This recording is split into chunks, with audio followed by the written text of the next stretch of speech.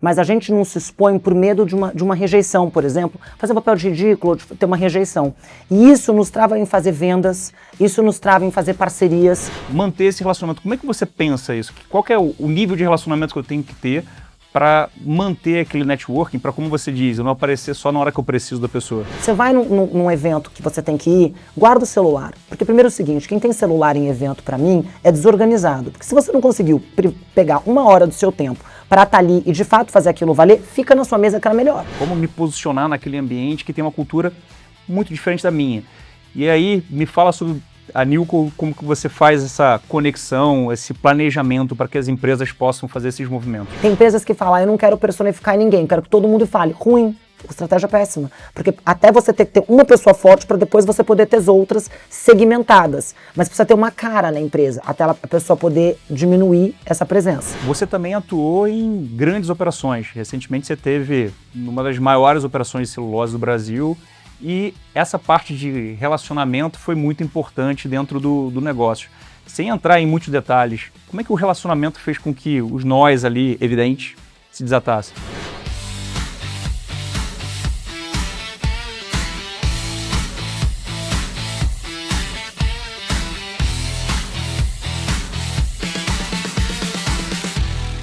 Olá, seja bem-vindo ao Conexões, podcast que conecta o mercado financeiro e a economia real. Eu sou Arthur Carneiro e vou ter a oportunidade de falar com investidores, gestores, empresários e empreendedores, aqueles que fazem a economia girar e o Brasil crescer.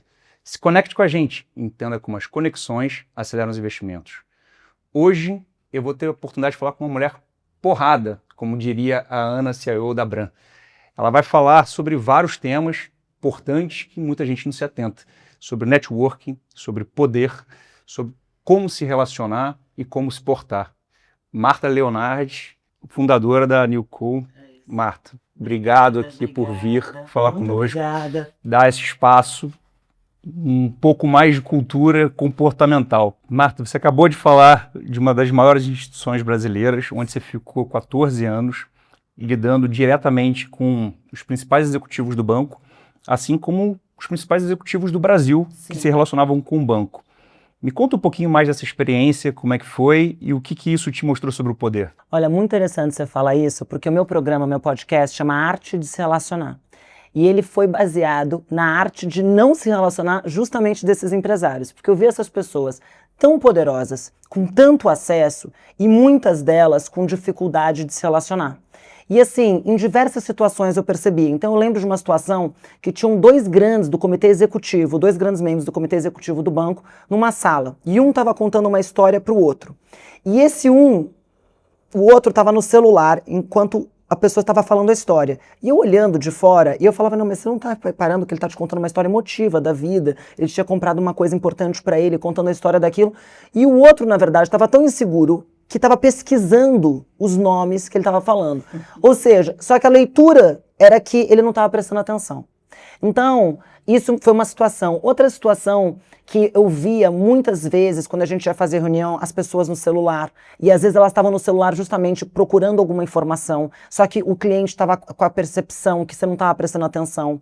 Outras situações que eu via, muitas vezes em eventos, as pessoas no canto, ou as pessoas no café, ou as pessoas deslocadas, ou quando chegavam alguma pessoa muito importante, uma figura de fora, um fundo soberano, alguma coisa assim, todo mundo ficava tímido, não sabia conversar, não sabia o que falar, ou os clientes chegavam e muitas pessoas que eram ali a própria do comercial e do relacionamento ficavam puxando assuntos que não tinham nada a ver, ou querendo se mostrar importante, que viviam no mesmo mundo do cliente.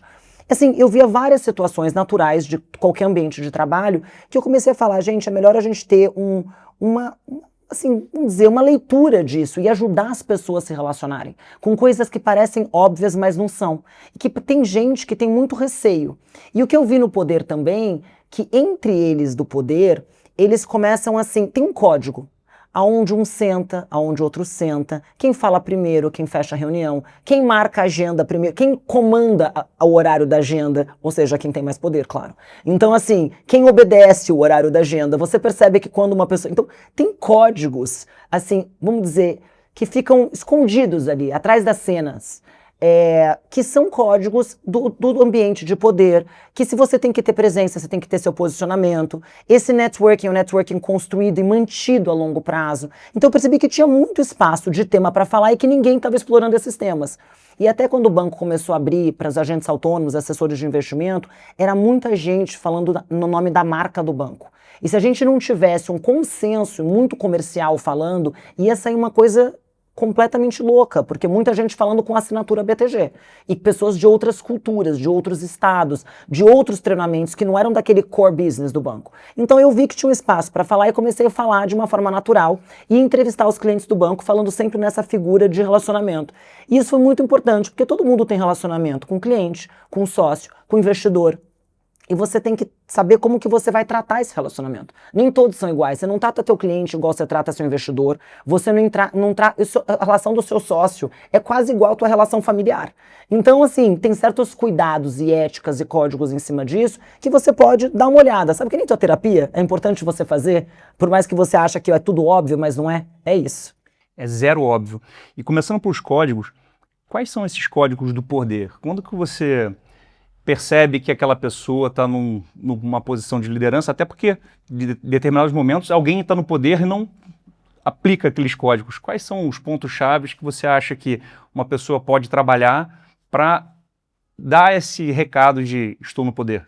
Vamos falar de pessoas, figuras óbvias, por exemplo, o Trump. Como que o Trump ele impõe o poder dele? Pelo medo.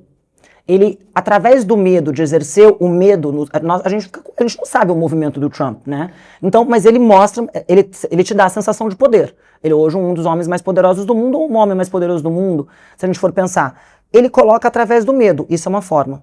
A outra, então, você é uma autoridade pelo medo, sabe? Aquela pessoa mais autoritária e tal.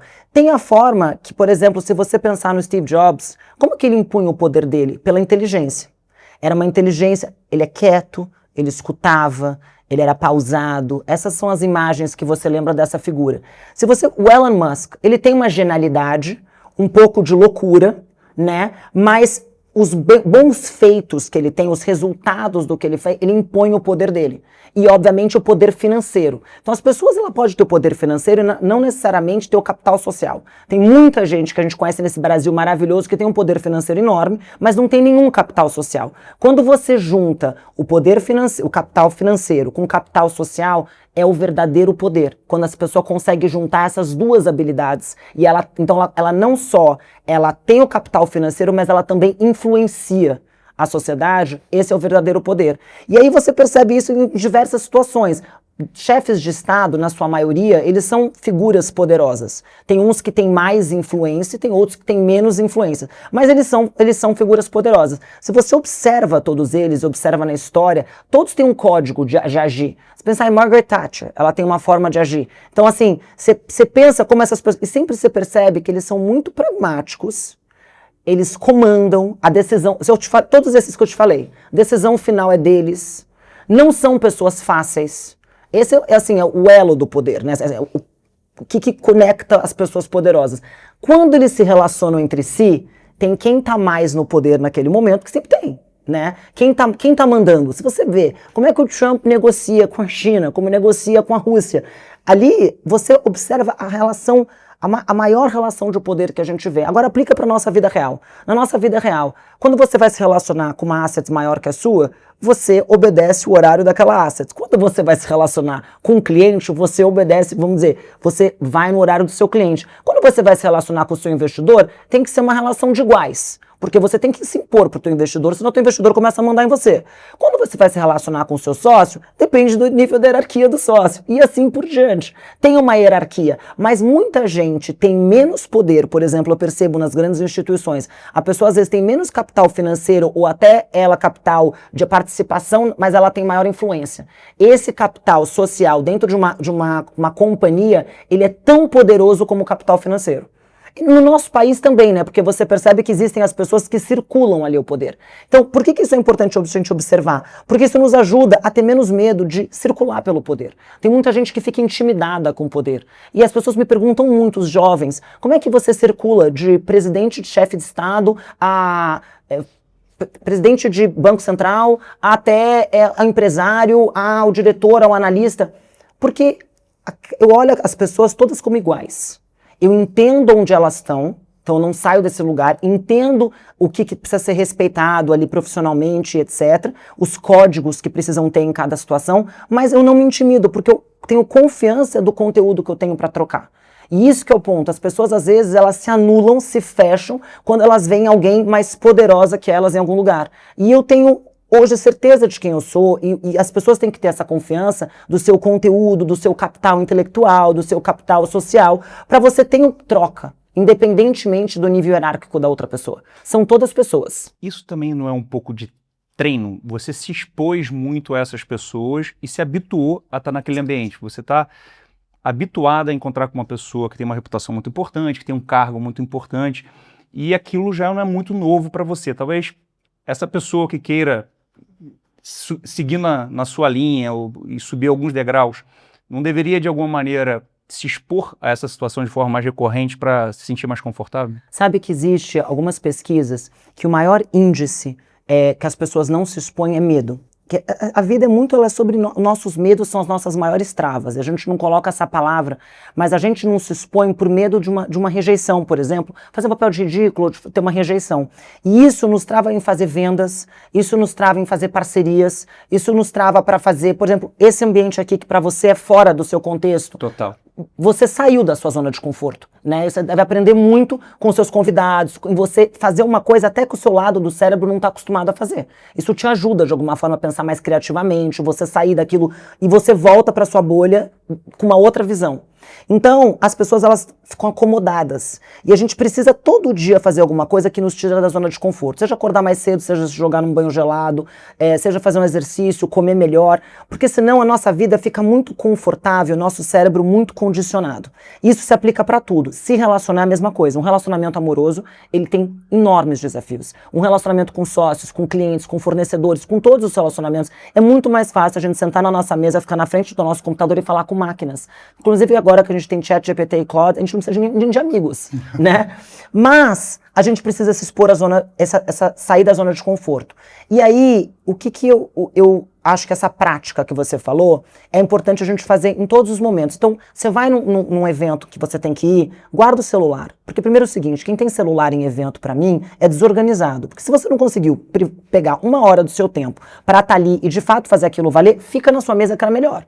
Se você vai, tenta se organizar para enquanto você está lá, você prestar atenção em quem você precisa se conectar, fazer esse trabalho antes, sair da sua zona de conforto e ter o small talk. Chato, small talk é aquela conversa menor. Você tem que saber como é que você vai abrir um tema, conversar com quem você acabou de conhecer, perguntar o que a pessoa está fazendo ali, etc. E de fato voltar com algum relacionamento que agrega valor para o seu negócio, senão você está perdendo seu tempo. Então, ter uma estratégia quando você está se relacionando, você pode treinar. E colocar numa meta como se fosse parte do seu trabalho. Você tem que ler o jornal todo dia, você tem que se relacionar toda semana. Se relacionar ou com o seu concorrente, ou com o seu um cliente, ou se relacionar com, pedir para o cliente trazer um outro futuro possível cliente, ou se relacionar com uma outra asset. Alguma coisa você tem que fazer toda semana, senão a gente fica na nossa bolha. Se você pensar, se você colocar isso na sua agenda, você vai se relacionar com 4 pessoas ou novas, ou que você precisa se relacionar por mês. É muito pouco, ao mesmo tempo é bastante. Porque se a gente não programa, a gente não se relaciona com ninguém. Então, assim, é um treino. E como é que eu me relaciono com pessoas muito poderosas? Você tendo conforto do seu conteúdo. Porque o que te trava é você não saber o que você vai falar. E eu sempre dou exemplo nas minhas palestras. Se você encontrasse o Bill Gates hoje, você ia falar de tecnologia com ele? Não. É só que as pessoas querem. Elas querem falar algo que agrade o outro. E o cara não quer saber sobre isso. Ele quer saber como é que tá o seu setor aqui no Brasil, o que você faz, que esporte você faz. Isso é muito mais interessante. Só que as pessoas, elas não se sentem confortáveis com o que as fazem interessante. E elas acham que aquilo não é de interesse de ninguém. E o que mais conecta as pessoas é o cotidiano e as coisas comuns. Isso é um lugar de conexão, porque no final, todo mundo ou é um pai, ou é uma mãe, tem os seus medos, tem alguém problemático na família, todo mundo tem um problema com o sócio, ou no trabalho, ou um desafio, ou quer crescer e tá com algum empecilho, ou tem um esporte, ou tá com algum problema na coluna, no joelho, treinou, tá com problema em algum lugar.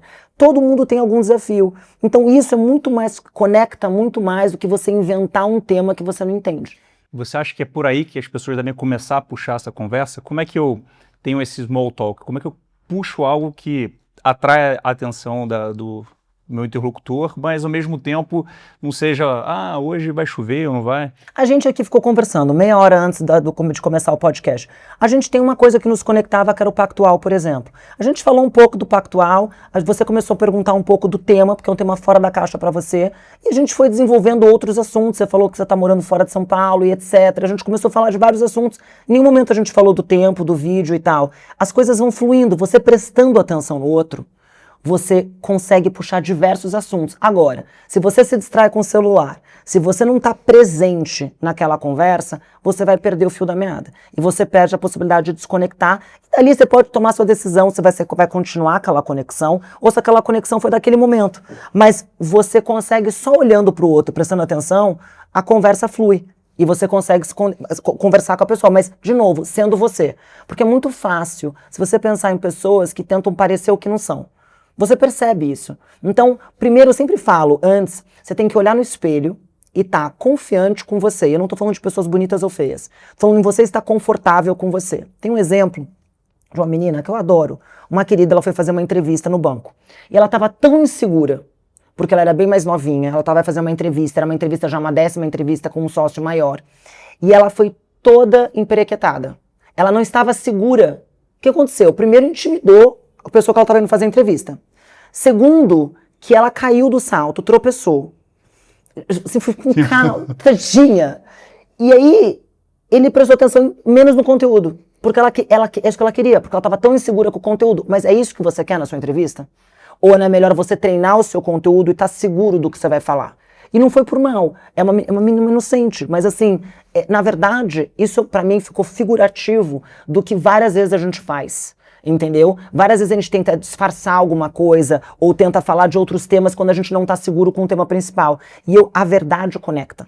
Teu podcast chama Conexões, a verdade é o que mais conecta. Por exemplo, empresas em crise. O que um gestor de crise fala? Você chega e endereça a crise. Fugir da crise é a pior coisa. Você ter um bom speaker para endereçar uma crise, você que trabalha com crédito, quando o cara está com uma situação de crédito complicada, se ele chega aqui em mente para você, não vai funcionar. Não vai funcionar. Você é quase um detector de mentira. Porque você, na verdade, consegue analisar. Porque o cara, quando quer crédito, ele inventa todas as histórias. E você vai ver, não adianta o cara. É melhor ele te falar a verdade, o que ele quer fazer com aquele recurso. Aí você vai poder ajudar ou não. Então, isso é um exemplo maravilhoso para dizer que é o seguinte, se a pessoa é transparente e endereça o problema com transparência, aquilo conecta muito mais. E quando você está se relacionando é a mesma coisa. Você tem que se conectar com a verdade. O que é verdade? Quem você é. Por isso que eu falo muito, olha pro espelho. Tenha segurança de quem você é. Eu tô incomodada com tal coisa, com o cabelo, meu cabelo tá comprido, tá grande, minha barba, homem, tal. Cara, resolve o teu problema. Resolvido esse problema, você tá bem com você, e aí é o seguinte, a gente não sempre tá bem em todas as caixas da nossa vida. Às vezes a gente teve uma briga em casa, tem que chegar e encontrar nosso cliente. Mas é importante você deixar em caixinhas. Eu tinha um grande mentor quando eu era mais nova, ele era presidente de um banco, e ele falava, Marta, eu separo em caixinhas, eu tenho 1000 problemas, mas cada um tem a sua caixinha. Porque o teu colega de trabalho não tem nada a ver com o que aconteceu na sua casa. E você vai ter que enfrentar aquele dia. O seu cliente, o seu investidor, não tem nada a ver com o teu problema com o seu sócio. E você tem que passar essa solidez e que está todo mundo bem. Então, para isso, a gente tem que aprender a compartimentar na nossa cabeça. E com isso te ajuda a te relacionar. Porque você não traz os seus humores para todas as suas relações. E você também consegue equilibrar melhor o que você vai gastar de energia com cada uma delas. Parece uma coisa óbvia, mas a gente não faz. Você vê cheio de comercial que não está bem apresentado, ou você vê um monte de gente que quer se relacionar, por exemplo, você vai, um monte de empresas, eu vejo, ela quer vender um serviço para uma empresa. Ela não procura saber o que a empresa precisa, ela só procura saber o que ela quer vender. É muito melhor você primeiro fazer uma pesquisa do que a empresa está procurando e você se adaptar para fazer aquela venda de uma forma que funcione para ambos os lados e se torne ganha-ganha, do que você ir lá somente vender o seu produto e ponto. A gente nem presta atenção, porque não é sobre o cliente, você está olhando para você. Então isso, primeiro você se relaciona com você, depois você vai e vê o que o outro quer e aí você consegue se conectar muito melhor. A gente começou a falar bastante sobre o comportamento e a gente estava falando antes sobre o poder. E o poder muitas vezes vem em caixinhas. Então, se eu tenho muito dinheiro, eu tenho poder. Se eu tenho um cargo muito importante, eu tenho poder. Mas, como você colocou, muitas vezes o meu comportamento me atribui poder. Quais são os comportamentos que eu posso buscar para, de certa forma, influenciar e buscar o poder, mesmo eventualmente não tendo uma notoriedade, sendo conhecido, ou tendo um cargo muito importante, ou muito dinheiro, que naturalmente já fecham alguns gaps, né? Fecham. Eu acho, assim, a primeira coisa é ouvir. As pessoas claramente, assim, tem algumas coisas. Se você entra numa reunião e como é que você se posiciona nesses ambientes de poder para você transmitir, né, até essa segurança? Primeiro, uma pessoa que ela escuta, né? Você percebe que as pessoas inseguras têm necessidade de preencher todos o silêncio. O silêncio é tão maravilhoso, né? Isso não foi difícil para mim. E não é porque eu tinha alguma insegurança do silêncio até, é porque eu gosto de falar. Então, eu preciso silêncio falando. Mas eu vi que as pessoas, elas ficam quietas, elas observam, elas falam a palavra no último momento. Por quê? Porque elas escutaram de todo mundo, elas têm a maior informação para falar. Então, você ouvir, nunca você vê, uma pessoa quieta pode ter tida como arrogante, mas ela é nunca tida como inconveniente. Então, acho que o silêncio é maravilhoso. Não é para você entrar mudo e sair calado, e não ser notado e ficar no cantinho, é diferente. Um silêncio com postura, posicionamento, você prestando atenção, e é você endereçar um ponto. Quando for o momento, após ouvir todos, principalmente se não é muito o seu ambiente, é um ambiente de poder que você está entrando.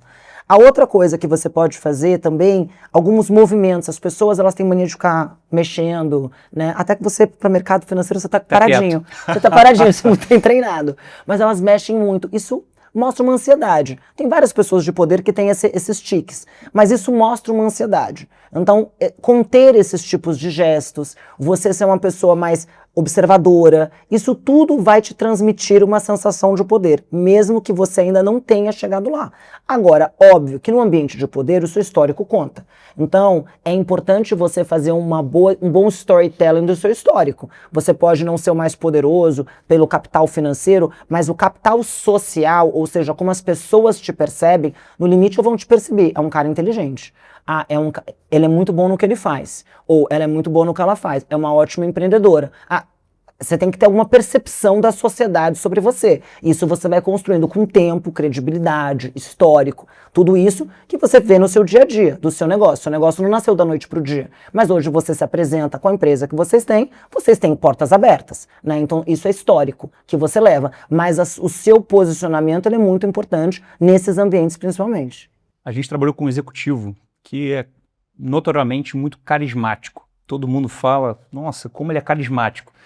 O que você acha que são os fatores de comportamento que fazem com que ele entre no ambiente e ele ocupe aquele espaço, muitas vezes até de forma silenciosa, mas ele consegue ter esse impacto? Tem gente que nasce com isso, né? Então, assim, o carisma, ele é uma coisa que você pode treinar uma parte dele, sim. Você pode decidir que você vai estar mais aberto, e eu não acho que pode ser forçado. Eu nunca vou conseguir ser uma pessoa quietinha. Eu posso ficar mais em silêncio. Isso vai ser treinado para mim. Eu ficar em silêncio, eu observar, eu esperar, eu não ter o ímpeto de responder. Isso é treino para mim. Tem gente que vai ter o treino de ter que falar, de ter que se relacionar, de ter que fazer o small talk. Tudo isso você treina. Carisma, você vê. Pensa nas figuras. Eu gosto de falar das figuras de poder, porque essas figuras são mais fáceis. Winston Churchill, ele não era carismático. Não era carismático. Zero. Agora, ele exercia muito poder. Por quê? Porque ele era bom. Né? Então, assim, mas ele tinha muita dificuldade, mas ele tinha pessoas em volta dele que eram carismáticas e faziam esse relacionamento por ele. Né? Então, o não carismático, ele precisa estar plugado em alguém carismático. E aí vai um pouco do que a gente falou. Geralmente, o não carismático vai precisar do puxa-saco. Que a gente falou da figura do puxa-saco, agora me caiu uma ficha, que essa pessoa vai cair bem, porque ele precisa de alguém vendendo ele. Então, na verdade, o puxa-saco vai ser o vendedor do não carismático. Então, essa composição funciona. Agora, você não compra carisma. Carisma, você pode ter muito capital financeiro e você não ter carisma nenhum. Aliás, a maioria não tem, porque ela não teve que trabalhar esse skill. A pessoa que tem capital social, geralmente ela é a mais carismática. Então, você vê hoje, tem figuras, no Brasil, Brasília tem muito poder, Faria Lima tem muito dinheiro. O carisma está em quem? Em algumas figuras de cada um deles. E a gente pode puxar, e não tem nada a ver nem com o poder e nem com o capital financeiro. Então, são pessoas que elas nascem com isso, você pode treinar algumas características e desenvolver aquelas características, e neutralizar aquelas características que te põem para baixo. Então, por exemplo, eu tenho que neutralizar o preencher o silêncio. Então, eu tenho que neutralizar isso. Agora, uma pessoa que não fala muito vai ter que começar a falar um pouco mais. Mas essa pessoa nunca vai ser falante, e a outra nunca vai conseguir, eu nunca vou conseguir ficar completamente quieta, entendeu? Então você neutralizar esses seus defeitos te ajudam a você ter mais carisma. Você fala em 3 P's. Um deles a gente falou bastante que é o poder, outro deles é a presença. Um pouco da presença tem a ver com carisma. Então, na hora que eu chego em um lugar e as pessoas me notam, muitas vezes de forma silenciosa, mas aquela postura, aquela forma com que eu cheguei, ela traz aquela presença, ela é relevante. O que você chama de presença? Como é que você entende isso? Se você olhar os YouTubes daqueles agentes da CIA, eles veem muito a postura e a linguagem corporal. A tua linguagem corporal, ela comunica muito. Então, a primeira coisa é a sua postura. Como você se posiciona? Tem gente que tem uma postura mais para baixo. Imagina se eu estivesse nessa cadeira exatamente assim. Tipo eu aqui. Não, você não faz, tá com uma ótima postura. Mas se eu tivesse assim, numa outra presença, se você, por exemplo, como você fala, se você falasse assim, então tudo bem, é difícil, né, para o que a gente está fazendo aqui agora. Como você se comunica. Então, a tua comunicação verbal, a sua postura, o seu olhar. Tem gente que fica desviando o olhar o tempo inteiro. Isso passa uma falta de credibilidade. Só que o que isso pode só ser? Insegurança. De novo, por isso que eu volto para a segurança sobre o que você tem, sobre o que você é. Porque isso te ajuda na hora que você vai olhar no olho, na hora que você vai falar, como você vai falar. E se você tem algum problema de oratória, trabalhe. Porque senão é difícil as pessoas conseguirem falar, te entender, e isso é ruim, isso te atrapalha. E a sua linguagem corporal. Então a sua comunicação verbal, a sua linguagem corporal e o seu conteúdo, claro, e a tua presença, seu olho no olho, como você ocupa aquele espaço. Isso te ajuda muito.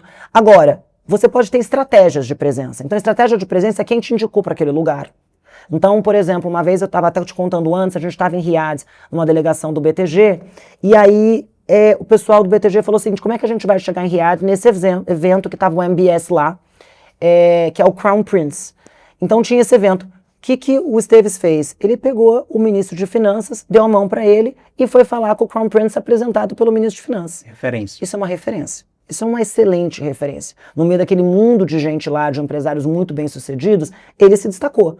Então, isso também faz muita diferença para quando você chega num lugar. Como é que você está chegando? Você chegou, quem te apresentou? Isso tudo faz parte do seu capital social que você vai construindo. Isso te ajuda a dar passos largos na sua presença. Então, o capital social muitas vezes pode ser referenciado. Eu posso não só trazer todo o meu histórico, mas agregar históricos de terceiros para que eu possa ali, de alguma maneira, se eu estou aqui ao lado de mão dada com o ministro, eu sou um cara relevante. Sou uma pessoa importante. Ele já me deu o aval para mim. É aquilo que você falou. Muitas vezes você não tem que saber só quem deveria me conhecer, mas eu tenho que provocar que eles queiram me conhecer. Né? Total.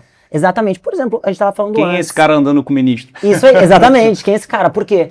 Entendeu? Por que ele tá... então você já tem um doço ali daquele negócio. Isso te ajuda bastante, principalmente nesses ambientes de poder. Essa sua ida em Riad também teve um evento que foi bem simbólico, que você desenhou esses 3 P's. Como é que foi isso? O que aconteceu lá que chamou a atenção? Tem um evento específico, mas tem no mundo inteiro. Tem o World Economic Forum em Davos, tem o Milken, eu fui agora a uma conferência em Los Angeles do Mike Milken, que é para investidores, e tem esse evento do PIF em outubro em Riad.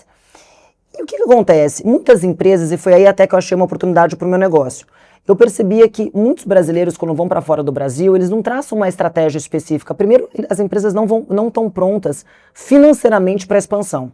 Elas pensam em expansão e acham que o dinheiro vai cair da lua outra coisa, você tem que ter um time para você expandir, porque você vai ter que largar a mão do seu negócio aqui. Então, se você é focado em one single person, você é o CEO, o dono, tudo da sua empresa, e você tem um time mais júnior, você não consegue expandir, porque você precisa ter outro de você replicado no novo país que você quer ir. O negócio não vai acontecer por osmose, são novas leis, outro governo, um novo público, você tem que se adaptar. Então, você tem que ter um time sênior para expandir. Ou seja, você tem que ter capital, você tem que ter time sênior, você tem que ter tempo e entender que isso que leva para você expandir.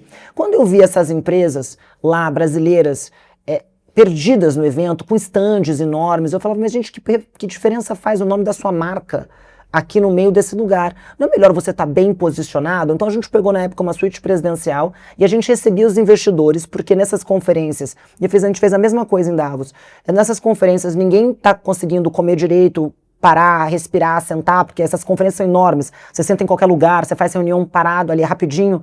Então você traz um pouco de conforto, você traz um momento que a pessoa, ela se impressiona, bom, quem é esse lugar que está posicionado aqui? Você se posiciona bem, então você é uma venda indireta da sua marca, você está bem posicionado, você oferece um conforto como o evento todos não oferecem, então e você começa a mostrar que você não quer vender sua marca, você quer fazer negócios. Então isso é um outro posicionamento estratégico que muitas empresas não tinham. E daí, com que é o isso, terceiro P. Que é o terceiro P, exatamente. Me fala mais sobre o posicionamento. Posicionamento, você tem que entender onde você quer chegar. Então, por exemplo, hoje, quando eu pego uma empresa para fazer expansão internacional, a primeira coisa que eu entendo é que país está pronto para receber aquela empresa. Então, onde aquela empresa não tem presença e aonde, que país quer receber. E como que a gente vai posicionar essa empresa lá? Quando tem um CEO, numa expansão dessas, por exemplo, quando a gente quer fazer fundraising e tem um CEO, eu falo, quem que é o keynote speaker da tua empresa? Vamos começar a participar de eventos que você esteja nos lugares estratégicos, você está nos painéis que você precisa estar, porque nos próprios painéis, se você começa a ver, você começa a se relacionar com outros players do mesmo mercado que você, que não te conheciam. Você não vai se apresentar por um e-mail cold call, você vai se apresentar num painel que você está falando igual a essa pessoa. Então, como é que você vai entrar naquele networking, se inserir? Você tem que, primeiro, você vai poder comprar essa presença, né, através de patrocínios e tal, se posicionar, e aí teu conteúdo vai te vender, e aí você indiretamente vai vender a sua marca. Então você vai começar a se inserir, as pessoas gostam de estar conectadas nos lugares que os mesmos estão. É muito mais fácil do que você se apresentar do nada. Então você pode ter alguém que te apresente, e você começa a ser presente nos mesmos ambientes. Então essa é uma forma de você começar a se inserir nesses mercados para sua expansão. Se você fosse expandir a sua assets, a gente ia ver os mercados que têm necessidade do teu serviço, como é que a gente ia se inserir ali? Começando a fazer relações, amizade, conexão com outros players igual você do mercado, te posicionando aonde eles estão frequentando, aonde você não está frequentando, é onde eles estão frequentando, onde estão os clientes. Vamos nesses mesmos lugares, a gente vai fazer através de patrocínios, de presença, de eventos, a gente começa a se inserir ali, você começa a circular ali, teu nome começa a aparecer. É totalmente diferente essa estratégia do que você ir lá e comprar, colocar tua marca exposta em qualquer lugar perdido. Essa estratégia é super complexa e isso é um ponto que eu queria começar a entender a Nilco. Porque você fala faz todo sentido, mas você planejar isso tudo, pensar, e ainda por cima, como você falou, eventualmente trabalhando com pessoas com cultura diferente da nossa, como me posicionar naquele ambiente que tem uma cultura muito diferente da minha. E aí, me fala sobre a Nilco, como que você faz essa conexão, esse planejamento para que as empresas possam fazer esses movimentos? Eu vou te falar um pouquinho de por que eu saí do banco. Eu fiquei 14 anos no BTG Pactual, fui super feliz, cresci lá, expandi, virei sócia do banco, tudo certo. Mas chegou um momento que começou a me dar uma coisinha de falar, será que eu posso fazer outra coisa? E aí eu comecei a ver justamente isso, empresas brasileiras que elas tinham dificuldade ou não estavam com uma estratégia de relacionamento, de conexões para fazer a expansão. E eu falei, gente, isso é uma coisa que eu sei fazer e faço bem. Bom, mas isso é um negócio através do quê? De uma consultoria. Então tá bom, mas aí o que eu vou fazer? Aí eu abri a parte de M&A, porque depois que eu deixo, eu brinco que depois que eu deixo a empresa bonita, todo mundo quer comprar. Então eu ia terceirizar o M&A. Então hoje eu criei um time de M&A que eu consigo fazer esse processo. Se eu preciso de um banco, tal, a gente se associa, mas eu pego o mandato através da minha empresa. E aí eu comecei e falei, bom, o que é a minha estratégia? Uma estratégia de expansão para as empresas. A parte internacional, a gente cobre muito o Oriente Médio, ou através Oriente Médio e Ásia, consigo fazer Europa também, e aí a gente olha o seguinte, se a pessoa está querendo fazer essa expansão para fazer fundraising, ou ela quer abrir a sua empresa em outro país, ou ela quer fazer através de uma joint venture. Então, quais são os relacionamentos estratégicos, o que ela precisa fazer de relacionamento para abrir a empresa dela lá? E aqui no Brasil, eu falei, bom, essas empresas grandes, elas já estão bem posicionadas aqui.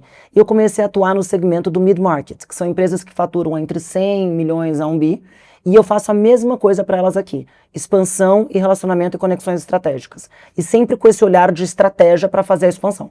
Então, esse é o meu negócio, é uma empresa de consultoria, mas que a gente tem esses serviços agregados. antes de falar do mid-market, que eu quero falar bastante, porque o nosso público é bem nesse segmento, você também atuou em grandes operações. Recentemente você teve numa das maiores operações de celulose do Brasil e essa parte de relacionamento foi muito importante dentro do negócio. Sem entrar em muitos detalhes, como é que o relacionamento fez com que os nós ali, evidentes, se desatassem? Olha, vou te dizer primeiro o seguinte, eu saí do BTG e eu falei, eu preciso de outro bolso bilionário. Não, porque é bom você ter um cliente bilionário. É uma boa ambição. É uma boa ambição, porque eu falei, cara, eu perdi um, quer dizer, tirei um aqui, que na verdade não vou poder trabalhar, tava no non-compete ali. E aí, quem é o outro player bilionário? Né, a JBS. Eu falei, bom, legal, o que eu posso oferecer para eles? Eu fui, assim, umas 10 vezes. Não sei, eles me aguentavam mais. Falei, o que eu posso fazer por vocês? O que eu posso fazer por vocês? Eles falaram o seguinte, abre um país que a gente não tem proteína. Aí fui eu pesquisar na minha inocência e descobri que eles não tinham proteína na Indonésia, especificamente. E aí eu falei, tá bom, eu quero abrir o país da Indonésia, eu quero abrir a Indonésia para vocês. E aí aconteceu uma coincidência, que teve o G20 em novembro, a gente tá em 26, novembro 24, teve o G20 aqui no Brasil.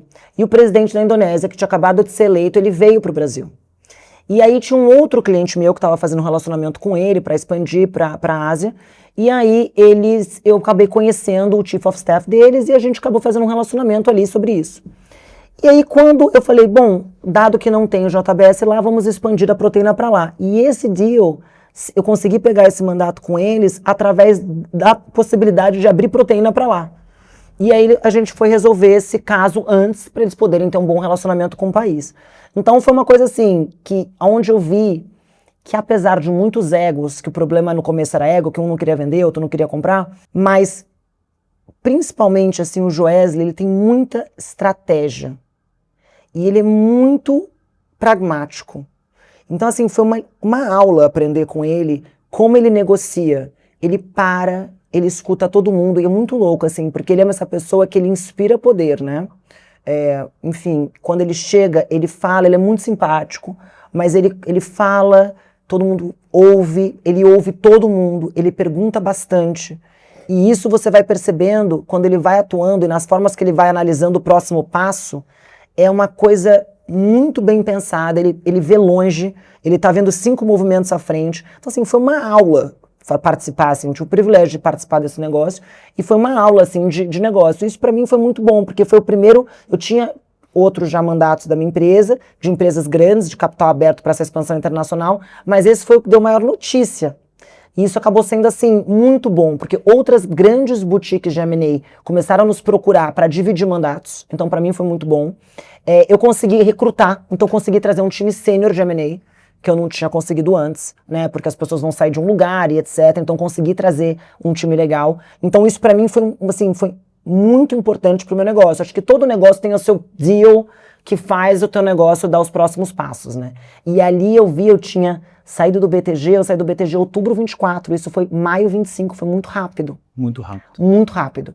Então isso pra mim mostrou que eu tinha tomado uma decisão acertada, sabe? E aí, obviamente, esse negócio do mid-market, eu comecei a atuar em setembro 25, que pra mim foi muito bom, porque você percebe, eu diversifiquei meu negócio porque eu tava com o time pronto. Então o time que consegue atuar a expansão, consegue fazer aqui. Aí o time não fica parado. No momento que a gente está com guerra no Oriente Médio e que está tendo uma ressignificação do que eles vão investir e o que será necessário de investimento lá em países pós-guerra, em região onde, por exemplo, o turismo vai ser grandemente afetado e volta a ter uma necessidade de alimentos para lá, né, e de commodity. Então, isso volta a ser prioridade, né? Investimentos em real estate vão ter uma queda enorme, então tem que ressignificar o que vai ser investimento e prioridade para aquela região. O meu mid-market está atuando full aqui. Então é importante também essa diversificação e eu ter aprendido isso. Foi uma provocação de um banker até, porque eu estava atuando só lá fora, pensando só nos clientes grandes, e ele falou, Marta, você está com a estrutura toda montada, vamos fazer mid-market. Eu falei, ai, tá muito tumultuado esse mercado, todo mundo faz mid-market. Ele falou, não, mas você tem uma coisa de estratégia na expansão, que ninguém olha, específica, tal, não sei o quê. Vamos fazer, acho que é um diferencial. E aí a gente criou essa área que está indo super bem. E o que o empresário do mid-market tem que ter para poder começar a pensar nesses caminhos que você abre? Em que estágio o cliente tem que estar para poder acessar a Newco e ter uma oportunidade de desenho de estratégia, como você colocou? O empresário, né, o empreendedor, ele é muito solitário. Eu me sinto solitária, assim, todo mundo é solitário, você tem que tomar decisões muito sozinho, você toma risco sozinho, você acaba... Formar time é uma dificuldade hoje em dia, porque você compete com as empresas grandes e tem uma geração que não gosta de trabalhar, né? Uma geração que eu não sei de onde eles vieram, do que eles se alimentam, essas pessoas. Sim. E aí, as pessoas, tem aquele negócio, você não pode mais brigar com ninguém, você não pode dar bronca em ninguém, você tem que entender muitas coisas, então é difícil, a gente não se multiplica. E pra gente que vem na cultura pactual, é bem difícil entender isso. Eu fico em choque, assim, né? Eu gosto do trabalho presencial, eu acredito em home office em algumas situações, mas eu acho que em algum momento você tem que estar com o time presencial. Pra mim, eu produzo mais. Tem gente que produz super em home office. Pra mim é um desafio. Então, eu produzo, mas eu produzo 100 vezes mais presencial e com o time eu consigo produzir melhor. Então, isso é uma dificuldade de você recrutar. Então, assim, se você perguntar o maior desafio que eu tenho, eu vejo muitos empresários, é time, né? Porque senão, é formar um time comprado e com trabalho e guts de crescer. Isso dito, isso é a realidade dos empresários mid-market. E aí, então, eles ficam muito sozinhos nesse pensamento de estratégico. É onde a Newco entra. Porque eu olho para eles como sócios, eu dou exclusividade no setor pelo período do mandato. E eu brinco de mandato porque, na verdade, é o seguinte, eu não tenho só o mandato de venda da empresa, ou de achar um parceiro, ou de achar um crédito, ajudá-lo nesse processo para fazer esse crescimento dele. Então, meu negócio não é distressed. É empresário que quer expandir. E que está se sentindo sozinho. Eu tenho essa troca pensando como uma sócia parceira dele. É assim, e eu não sou uma consultoria que eu te dou um papel para você executar. Não, eu executo com você e trago o time com você. Eu coloco o meu time para te ajudar a executar aquela expansão. Então isso é muito bom para o empresário, porque ele não precisa sair da zona de conforto dele. E aí eu ajudo ele. E aí, assim, a expansão que ele vai ter e a exposição que ele vai ter depende muito dele. Tem empresário que falou, olha, eu fico no back, esse cara... É o meu CFO, é a pessoa que vai falar em nome da empresa. Eu trabalho como ele quer. Se ele quiser, agora, a empresa precisa ter uma cara, as empresas. Porque senão você não cria relacionamento e conexões reais com seus clientes. Porque hoje em dia tudo é meio commodity, né? Assim, é preço. Para você não entrar na onda de ser preço, você tem que ter relacionamento. O relacionamento precisa de pessoas. Então essas pessoas precisam falar em nome da empresa. A gente falou de presença, e você fala muito de presença de empresa também. E é um pouco disso, eu preciso de uma cara, eu preciso de uma atuação, eu preciso de um formato. Me fala um pouco mais de o que o empresário hoje tem que enxergar, porque isso é novo.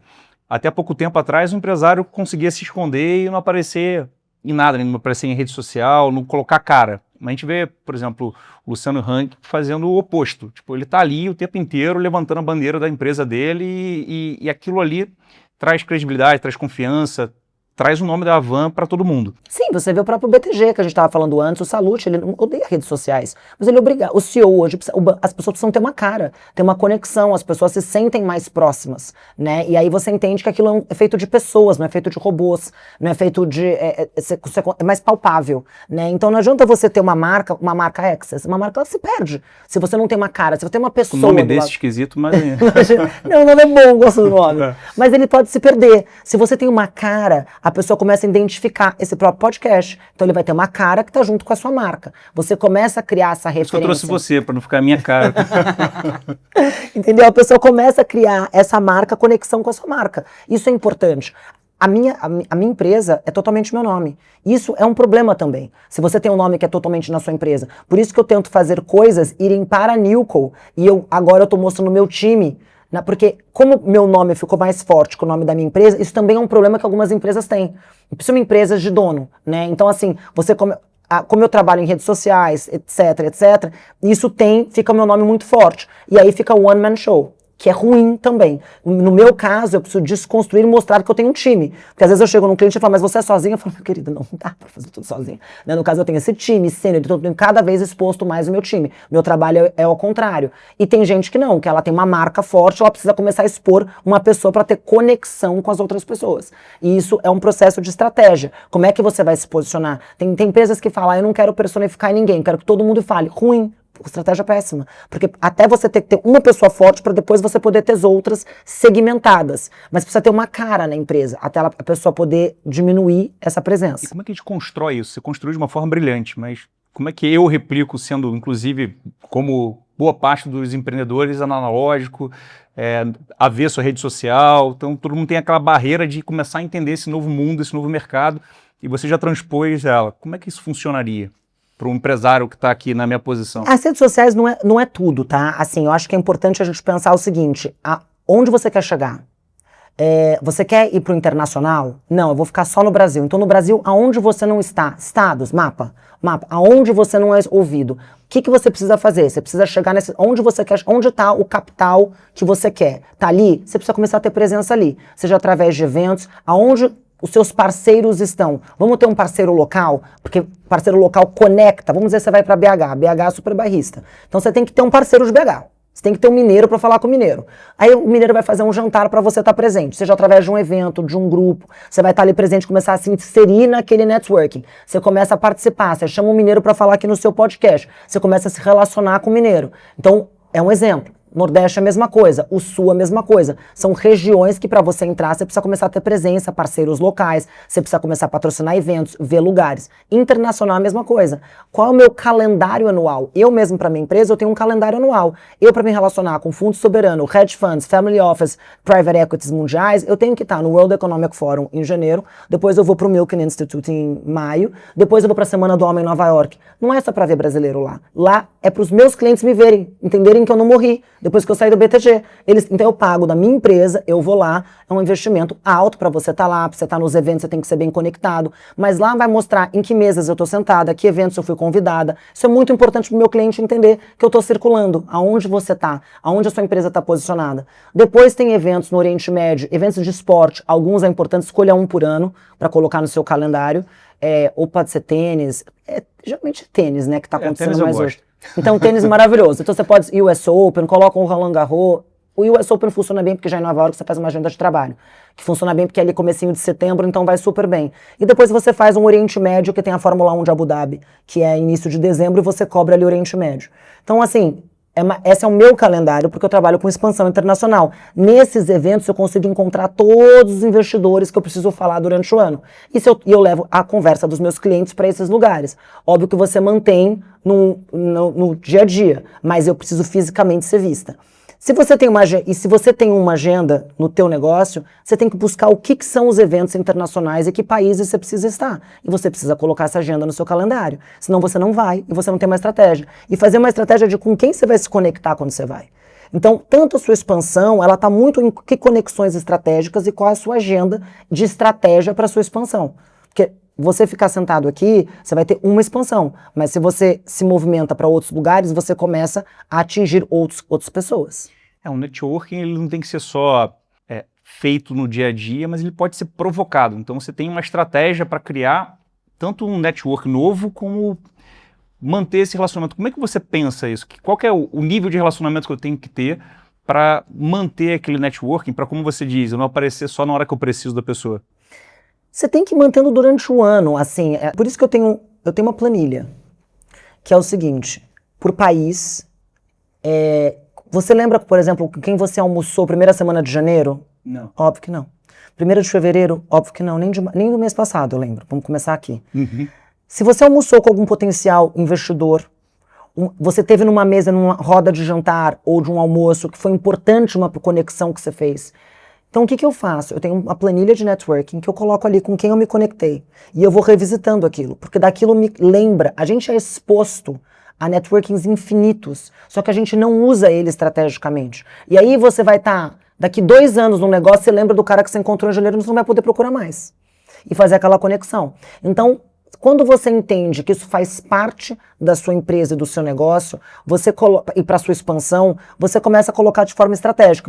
Se você está investindo o seu tempo, principalmente se você não gosta, então aquilo tem que ser parte, como se fosse uma lição de casa. Você encontra, se conecta com alguém importante, você volta, coloca na sua planilha, que hoje em dia você faz por foto. Você coloca na sua planilha e coloca o assunto que foi tratado. E aí, você viu uma matéria do jornal, você lembrou, você mandou para a pessoa, você chamou para o seu podcast para uma entrevista. Você mantém aquela relação, nem que seja uma vez a cada 15 dias, um mês, mas você mantém-se vivo, manda um report da sua empresa e você se mantém vivo ali, naquela conexão. E quando você eventualmente tem uma oportunidade de negócio, é super natural você procurar. Você não precisa do nada, como é que eu vou fazer para achar aquela pessoa? É não perder as oportunidades que a gente é exposto. Se você já fizer isso, você Você nem precisa fazer tanto cold call que a gente brinca. Porque o cold call ele é muito desafiador. Principalmente hoje em dia a gente é desconfiado de tudo. É um desafio. Não sei que você é um comercial que precisa fazer cold call. Não é o nosso caso que a gente vai ficar acordando de manhã fazendo cold call. Agora, nós já temos nome suficiente para falar, nos apresentar para uma pessoa. Eu tenho essa empresa, eu faço tal coisa. A pessoa quer ou não se relacionar com você, outros 500. Mas você já pode se apresentar naturalmente. Não é um cold call. Você está se apresentando porque você quer uma conexão, você quer falar com a pessoa e etc. Então isso está tudo bem. Isso faz parte da construção da nossa história. Agora, você usar ativamente sua própria rede a seu favor, é só você ter uma estratégia e se organizar. Você ter disciplina. Por isso que eu falo que a disciplina é muito importante em tudo. No esporte, na sua rotina, no seu negócio, no seu networking também. A gente tem 3 Cs no crédito, que é capacidade, que geralmente está atrelada a fluxo de caixa. A gente tem o caráter, que é, na minha visão, o mais importante. Que é caráter de quem? Da pessoa? É o behavior, né? Eu vou dar dinheiro para alguém. Eu espero que ele seja uma pessoa que queira me pagar e não seja um pilantra. Se ele for um pilantra, ele não tem um caráter. Mas isso daí é meio... o caráter é com histórico ou com base na percepção? As duas coisas. A gente faz aqui uma busca bem ampla para achar o caráter. A gente começa a falar com pessoas relacionadas nas regiões. Caráter é muito bom. Então, calma aí, o primeiro C é o quê? Capacidade de pagamento. Caráter. E o outro é o capital, que é o fluxo, a estrutura como um todo do passivo, né? Tá quanto bom. que eu tenho de equity, quanto que eu tenho de dívida, Tá bom. tá bem arrumado ou não. Você usa 3 Cs Eu também uso para 3 network. Cs, que legal. Quais são? É conhecimento, conforto e conexão. Conexão é se você pensar numa pirâmide assim, a conexão... É a conexão do podcast. São os conectores. Hoje a gente vive num mundo de conectores, né? Então as redes sociais, elas viraram os grandes conectores, né? Que são estudos, e é um mundo hoje, ele é mais horizontal, ele é menos vertical. Então esses conectores são pessoas que te conectam a outras pessoas. É a nossa grande, a ampla relação. Depois tem de conhecimento, a gente foge das pessoas de conhecimento. Mas por quê? Porque elas não são mais chatas, mais tímidas, a gente pode ter essa percepção dessas pessoas. Mas é importante você manter elas na tua rede. Por quê? Elas te trazem conhecimento gratuito e geralmente o que elas precisam de conexão. Então você dá para ela a conexão e elas te dão conhecimento. Gente, eu mantenho amizade com os economistas do banco BTG que eu passei, com os outros, porque é um mundo que para mim é mais árido, mas é importante para mim. Então eu quero entender mercado, eu quero entender eleições, eu falo com meus amigos analistas políticos, falo com os economistas, eu ligo, fico uma hora no telefone com eles, eles amam contar aquela história, contar, e para mim é ótimo, eu saio para almoçar, porque para mim aquilo me traz conhecimento, me ajuda a ter assunto, a me tornar mais interessante para os meus clientes. Então se é um tema difícil para mim, eu vou procurar conhecer, né, porque para mim é importante. Geopolítica é um tema que eu amo, mas daí eu estudo muito. Então assim, porque tudo eu acho que é meio cíclico, né? Então esse grupo de conhecimento é importante você manter no seu networking.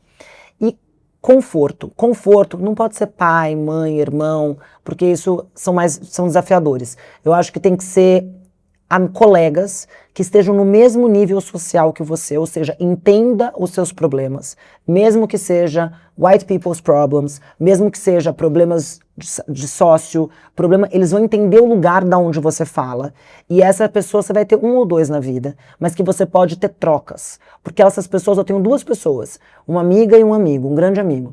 Esses 2, eu posso ligar e falar, olha, eu tô desestimulada hoje, tô com esse desafio, e a pessoa vai entender o lugar que você tá.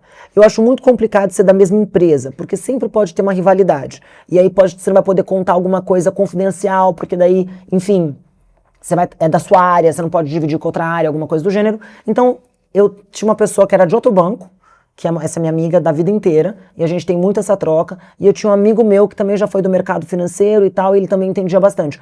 E a gente tem essa troca, e uma vez eu lembrei que eu tava só falando, e aí eu lembrei que eu precisava ouvir também. Então, você é a via dupla, né, porque você também é de conforto para essa pessoa. Geralmente não é todo mundo que tem essa troca tão profunda, então você tem que também ser esse apoio. E eu acho que aí, você de fato separar isso é muito importante para você entender quem tá em cada caixinha, entende? Então, a gente até tava brincando com o Mansueto. O Mansueto é meu amigo de conhecimento. Porque, cara, eu tava com dúvida quando teve o Flávio Day, a gente estava em Nova York na Semana do Homem do Ano, eu queria saber que impacto isso ia ter, de fato, não só nas eleições, mas na economia. Cara, com aquela especulação enorme. Óbvio que a pessoa também, mas ela tem mais conhecimento para me falar um call. Tudo não, liguei para ele em 15 minutos, me tranquilizou. Porque eu falei, gente, o que vai acontecer agora? Então isso é importante a gente poder, para eu poder fazer essa ligação, eu almoço com o Mansueto todo mês, converso com ele ou a cada 2 meses, enfim, mantenho esse relacionamento. Então eu tenho um relacionamento de troca e gostar dele genuinamente e ele me troca com esse conhecimento. Então isso é uma relação de troca ganha-ganha dos dois lados. E eu dei um exemplo, porque é uma pessoa querida que a gente falou aqui, mas tem diversos exemplos, né? Só que a gente tem que se esforçar, porque é muito mais gostosinho, confortável, ficar só com os conectores. Mas daí, quando a gente tem um problema, a gente não sabe com quem falar, a gente fala com a pessoa errada, né? E se abre com quem não tem que se abrir, e a gente também fica só na nossa bolha e não diversifica o nosso conhecimento. A gente falou aqui das redes sociais, falou também que muitas vezes a gente começa a sair do ambiente presencial por causa das tecnologias.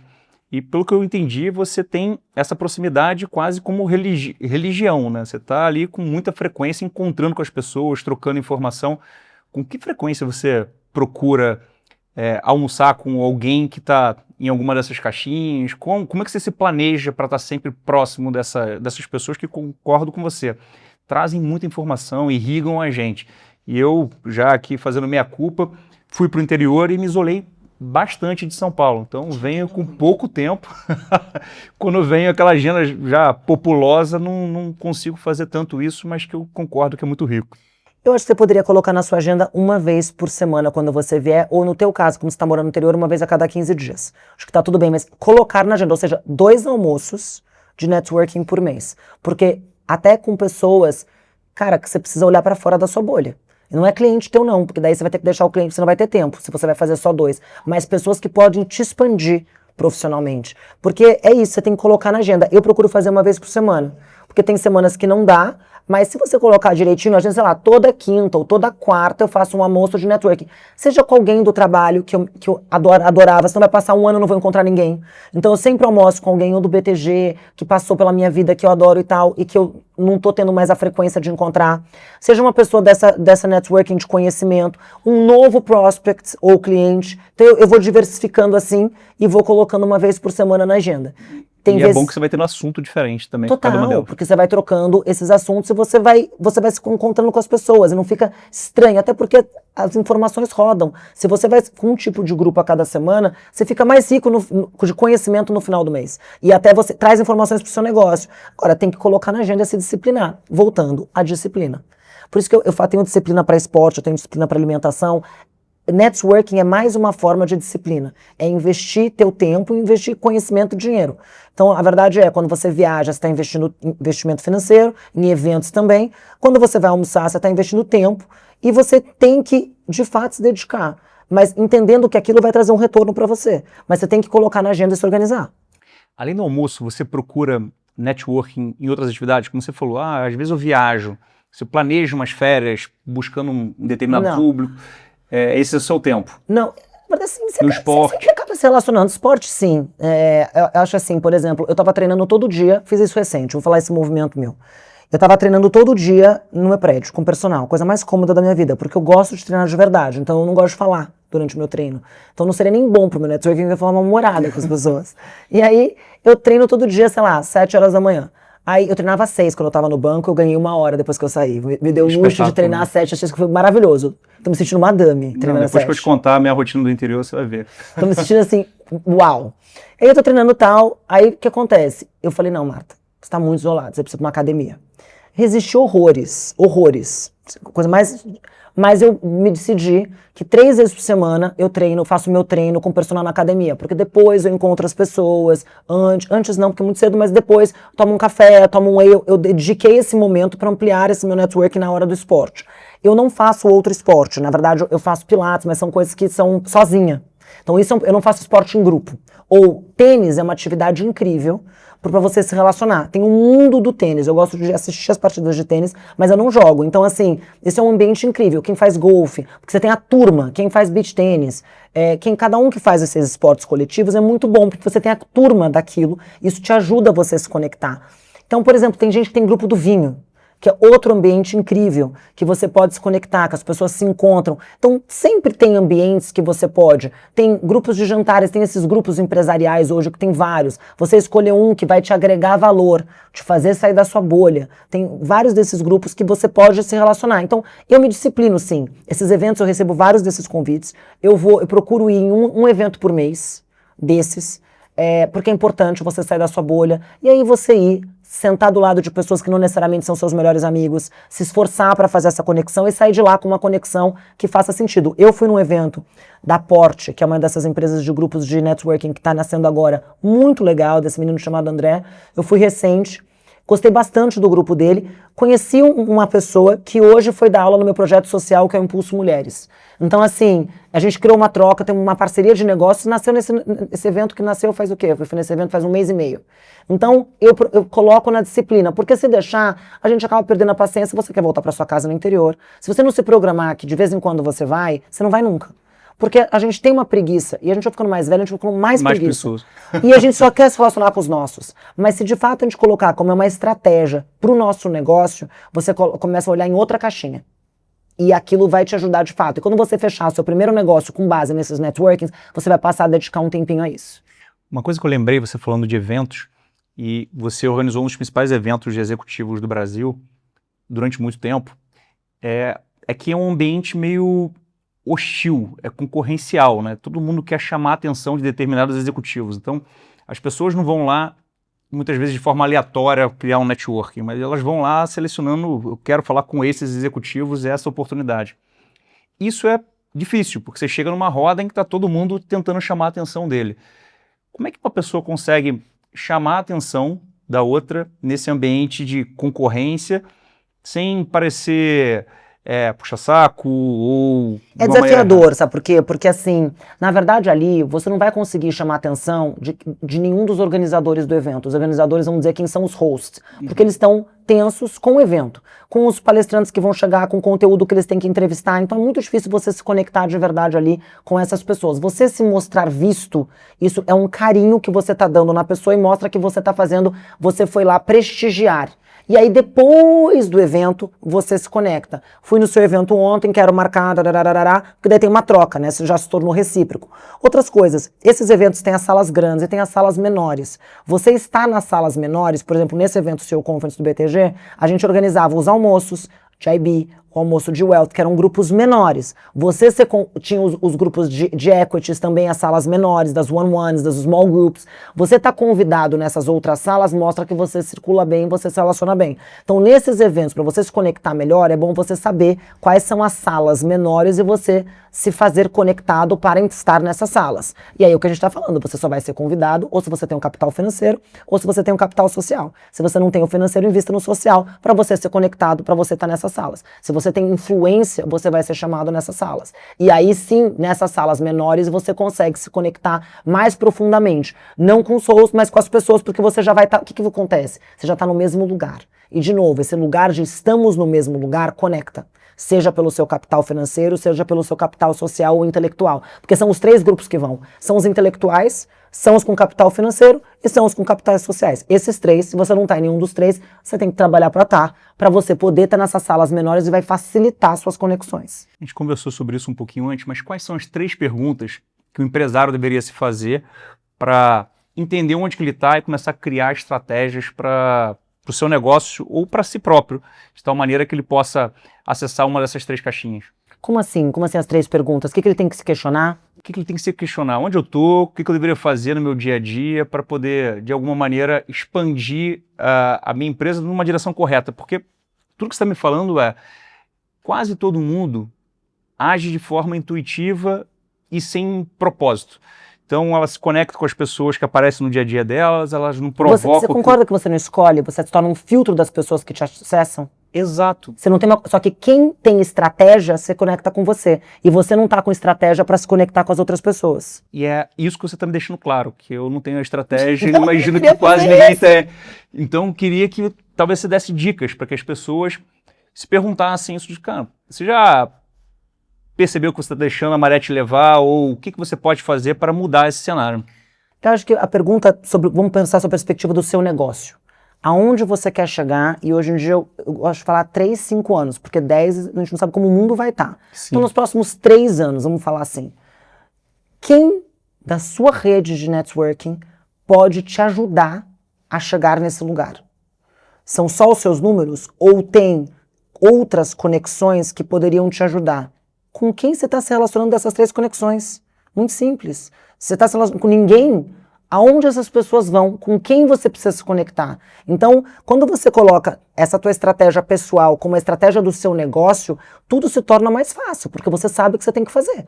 E aí você vai se conectar, procurar estar nesses lugares para você se conectar. Então, eu quero que a minha marca seja conhecida no Brasil inteiro. Isso é uma ambição, tá bom. Então tá bom. Então, que estados você não está? Com quem que você vai se relacionar para chegar nesses estados?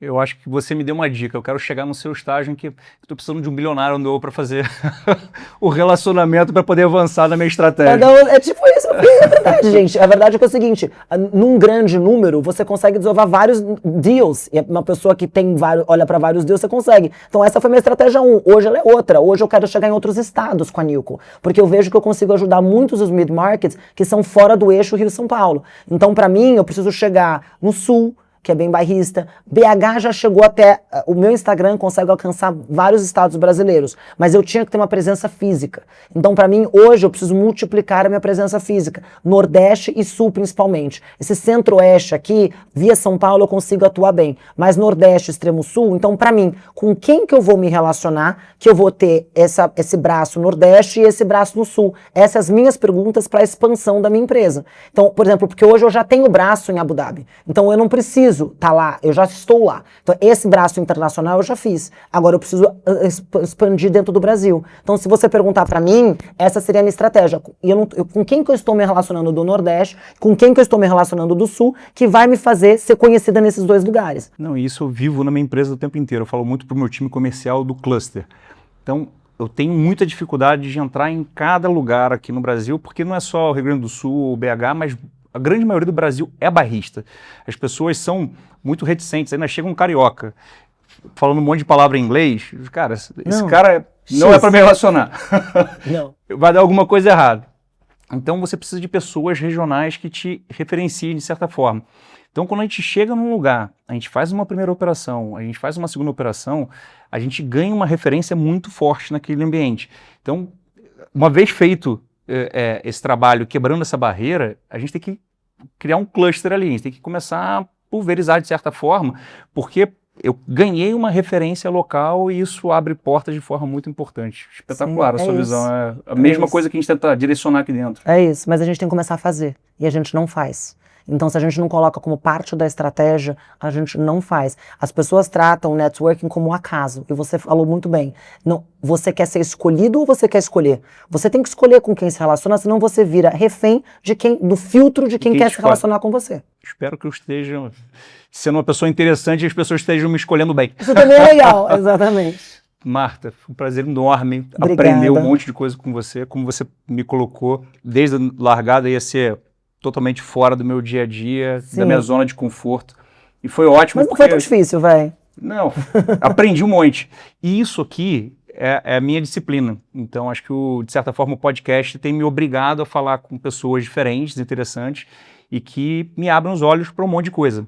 Várias vezes dentro do meu próprio segmento. Então, eu aprendo como eles estão enxergando aquilo que eu faço, mas de maneira diferente, e isso é super legal. E muitas vezes, como hoje, prazer enorme de estar me tirando completamente da zona de conforto, abrindo um leque de coisas que, sinceramente, eu não me atentava e que são super importantes. É o que você falou, norteiam o nosso dia a dia, abrem caminho ali para a gente poder fazer acelerar nosso crescimento. Exatamente. E a gente tem um mote aqui, e o Conexões surgiu disso, que é conexões que aceleram os investimentos. A Axis pensa muito assim. Então, a gente pensa que a tradução entre esse ambiente de middle market, geralmente regional, com uma cultura diferente, e o da Faria Lima, eles são muito distintos. Muito. E precisa de alguém que consiga falar as duas linguagens e a gente entende que a gente se posiciona nisso. Isso acelera os investimentos das empresas, então a gente traz capital de lá para poder fazer com que a empresa possa investir, e a gente acelera o investimento do investidor, que está achando uma oportunidade de investimento que não está disponível no dia a dia da Faria Lima. Que legal. E eu acho que você tem tudo para fazer esse trabalho melhor do que a gente. Obrigada, viu? Obrigado Obrigada a pela você. Oportunidade. Queria pegar, para fechar, Tá bom? 2 dicas, uma de vídeo e uma de livro. Como vídeo. Pode ser filme, pode ser podcast, pode ser algum short, pode ser o seu podcast. Não, o meu podcast é maravilhoso, mas na verdade eu vou indicar outro. Tem um podcast que eu gosto muito, que ele é Elefantes na Neblina, que é um investidor, um cara que é do setor de educação e o outro que é um terapeuta. É um bate-papo e ele expande bem sua mente. E ele fala muito sobre, você se torna muito mais, eles dão muitas referências de livros, de podcasts, de filmes, é muito interessante, não para uma leitura só pessoal, mas para uma leitura de você conseguir se relacionar. É um podcast que assim, eu escuto, acho que eles lançam uma vez a cada 3 semanas, uma coisa assim, eu escuto no momento que eu tô assim, andando na esteira ou andando na rua, e isso me faz refletir e abre muito minha mente, e depois eu anoto, porque é totalmente fora, é meio psicologia, mas muito boa para os nossos negócios, nosso relacionamento. Então esse é um que eu recomendo bastante. E um livro para você se relacionar, que eu vou falar Never Eat Alone. É um livro muito legal, esse cara que fala dessa pirâmide do conhecimento. Eu adaptei o que ele falou para o que eu acredito, mas que ele fala do conhecimento, do conforto e conexões. É um livro muito legal. O cara chama Keith. Bem bom esse livro também. Legal, eu vou ler. Obrigado. Obrigado, um prazer a você. enorme recebê-la. E quem quiser continuar recebendo dicas, eu sei que você coloca muita coisa. O que você sugere aí em termos de acesso? Tem o meu Instagram. Todos os dias eu solto um vídeo sobre presença, poder e posicionamento na prática. Um dia eu vou escrever o livro de quem são os meus exemplos. Dei um morro no G6. e também tem o podcast Arte de Se Relacionar, que está no YouTube e no Spotify. Porra. Obrigado, muito obrigada mesmo pelo convite. Vamos ter que falar mais vezes para poder aprender um pouquinho. Pessoal, aprendi um monte, curti pra caramba, vou começar a planejar meu networking a partir de amanhã. Definitivamente não fazia isso até então e vi a relevância nessa conversa. Assista o próximo capítulo, se conecte com a gente, dê um like, compartilhe essa informação e até a próxima.